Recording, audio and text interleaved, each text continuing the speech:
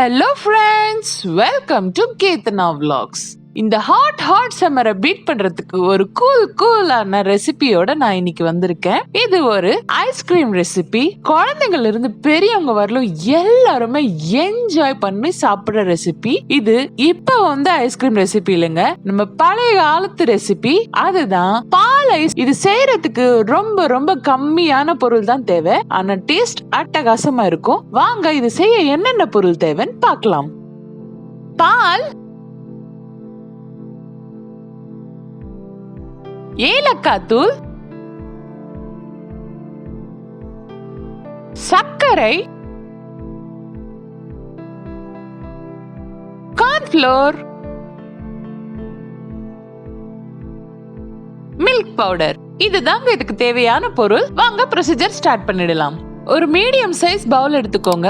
அதுல 3 table spoon cornflour போட்டுக்கோங்க. 3 table spoon milk powder போட்டுக்கோங்க.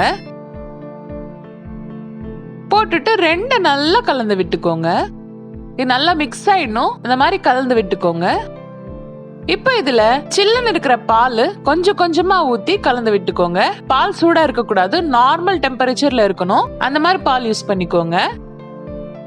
கொஞ்சம் கொஞ்சமா ஊத்தி உருண்டை எதுவும் பிடிக்காம கலந்துக்கோங்க. இது கலந்து வச்சுட்டாச்சு. இது பக்கத்துல வச்சுக்கோங்க. ஸ்டவ் மேல ஒரு பேன் வச்சுக்கோங்க. அதுல 3 கிளாஸ் பால் எடுத்துக்கோங்க. நான் 3 கிளாஸ் எடுத்திருக்கேன். உங்களுக்கு எந்த குவாண்டிட்டி வேணுமோ அதுக்கேத்த மாதிரி நீங்க மில்க் பவுடரும் கார்ன்ஃப்ளோரும் அட்ஜஸ்ட் பண்ணிக்கோங்க. ஒரு கிளாஸ் பால் எடுத்தீங்கன்னா 1 spoon milk powder, 1 spoon cornflour, அந்த மாதிரி ஈக்குவலைஸ் பண்ணிக்கோங்க. இப்ப பால் கொஞ்சம் சூடாகி கொதி வரட்டும். இப்ப கொதி வந்துடுச்சு. இப்ப இதுல 3/4 கப் சர்க்கரை போட்டுக்கோங்க. சர்க்கரை உங்க இனிப்புக்கு ஏத்த மாதிரி போட்டுக்கோங்க. போட்டுட்டு நல்லா கலந்து விட்டுடுங்க. சர்க்கரை நல்லா கரையட்டும். இப்ப சர்க்கரை நல்லா கரைஞ்சிடுச்சு. இதுல நம்ம கலந்து வச்சிருக்கிற கார்ன்ஃப்ளோரும் மில்க் பவுடர் பேஸ்ட் இதுல ஊத்திக்கோங்க. ஊத்திட்டு சிம்லயே நல்லா கலந்துக்கோங்க. இது ஊத்துன உடனே பால் கொஞ்சம் திக்காகும். விடாம கலந்துட்டே இருங்க. அடியில இருந்து நல்லா கலந்து விடுங்க, இல்லாட்டி அடி பிடிச்சிடும். ஒரு 3 நிமிஷம் நல்லா கலந்து அதுலயே கொதிக்கட்டும். இப்ப இதுல ஒரு 1/2 ஸ்பூன் ஏலக்காய் பவுடர் போட்டுக்கோங்க. இப்ப ஏலக்காய் போட்டு நல்லா மிக்ஸ் பண்ணி ஒரு 2 மினிட்ஸ் அப்படியே சிம்லயே விட்டுடுங்க. 2 மினிட்ஸ் கழிச்சு ஸ்டவ் ஃப்ளேம் ஆஃப் பண்ணி இந்த பால் நல்லா சில்லுன்னு ஆயிடணும்.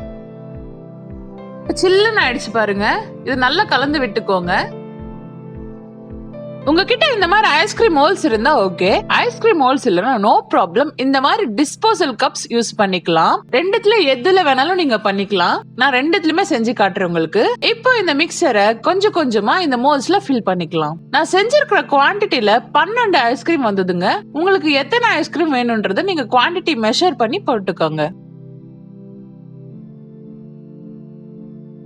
நான் வீடியோல சொன்ன மாதிரி தான், 1 கிளாஸ் பாலுக்கு 1 spoon cornflour, 1 spoon milk powder, அவ்வளவுதாங்க. சுகர் உங்களுக்கு தேவையான அளவு போட்டுக்கலாம்.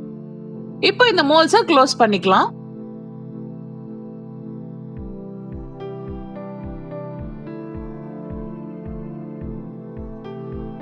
இப்போ இந்த மோல்ட ஃப்ரீசர்ல 6 to 7 ஹவர்ஸ் வச்சிடுங்க.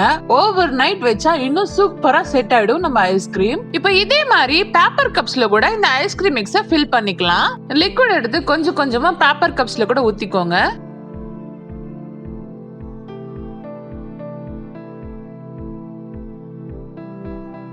இதே மாதிரி எல்லா பேப்பர் கப்ஸும் ஃபில் பண்ணிக்கோங்க.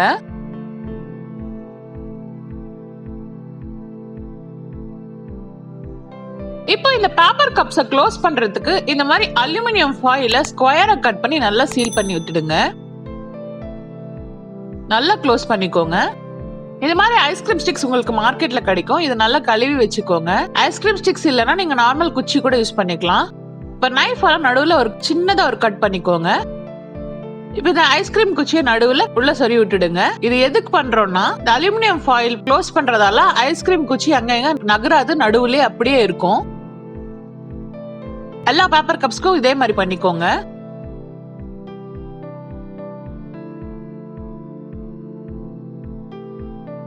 இப்ப இது எல்லாமே க்ளோஸ் பண்ணியாச்சு. இது ஃப்ரீசர்ல வச்சிடலாம். நைட் எல்லாம் வச்சுக்கோங்க, இல்லாட்டி 6 to 7 hours வச்சுக்கோங்க, அது உங்க விருப்பம். இப்ப நான் ஃப்ரீசர்ல இருந்து எடுத்தாச்சு. நான் ஓவர் நைட் வச்சிருக்கேன் இது. இப்ப இது எப்படி டிமோல்ட் பண்றதுன்னு காட்டுறேன். இந்த மாதிரி ஒரு கிண்ணத்துல தண்ணி நார்மல் வாட்டர் வச்சுக்கோங்க. இந்த கப்பை ஒரு 2 செகண்ட் சும்மா அப்படி திருப்பி விடுங்க. இந்த பேப்பர் ஃபாயில் எடுத்துட்டு அப்படியே நைஸா திருப்பி விட்டு மெதுவா எடுத்துடுங்க. அவ்வளவுதான். பாருங்க எவ்வளவு சூப்பரா டிமோல்ட் ஆயிடுச்சு. இதே மாதிரி ஐஸ்கிரீம் மோல்ஸ்க்கும் பண்ணிக்கலாம். பாருங்க இதுவும் எவ்வளவு அழகா டிமோல்ட் ஆயிருக்கு. நம்ம சில்லுன்னு சூப்பர் டேஸ்டியான பால் ice ready. 80's kids 90's கிட்ஸ்க்கெல்லாம் இது ரொம்ப அறிமுகமான ஒரு ஐஸ்கிரீம். நீங்களும் உங்க குழந்தைங்களுக்கு மறக்காம செஞ்சு வைங்க. அப்படி எப்படி வந்ததுன்னு கமெண்ட்ல மறக்காம சொல்லுங்க. நம்ம சேனலை சப்ஸ்கிரைப் பண்ணாம இருக்கிறவங்க மறக்காம சப்ஸ்கிரைப் பண்ணி பக்கத்துல இருக்கிற பெல் பட்டனையும் பிரஸ் பண்ணிக்கோங்க. தேங்க்ஸ் ஃபார் வாட்சிங். மறக்காம என் சேனலுக்கு சப்ஸ்கிரைப் பண்ணுங்க.